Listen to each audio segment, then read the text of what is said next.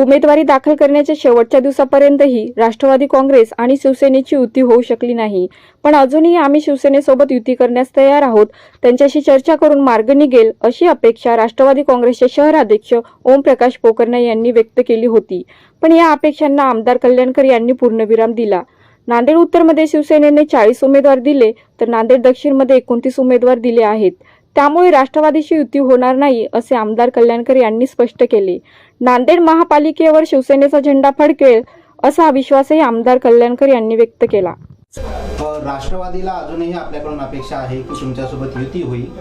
मात्र आपण उत्तरमध्ये तर 40 उमेदवार दिले आणि तिकडे 29 उमेदवार शिवसेनेने दिले, तर मग युतीची शक्यता आहे किंवा नाही, काय? सध्याच्याला नांदेड महापालिकेची निवडणुकीची धामधूम चालू असल्यामुळं बरेच दिवसापासून महायुतीची चर्चा चालू होती.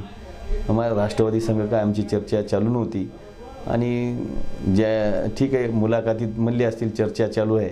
मात्र आमचे नांदेड महापालिकेचे उमेदवार 40ला 40 नांदेड उत्तर मतदारसंघातले झालेले आहेत आणि तिकडे दक्षिणचे आनंदराव बोंडारकर यांचे नांदेड महापालिकेचे उमेदवार 29 आहेत.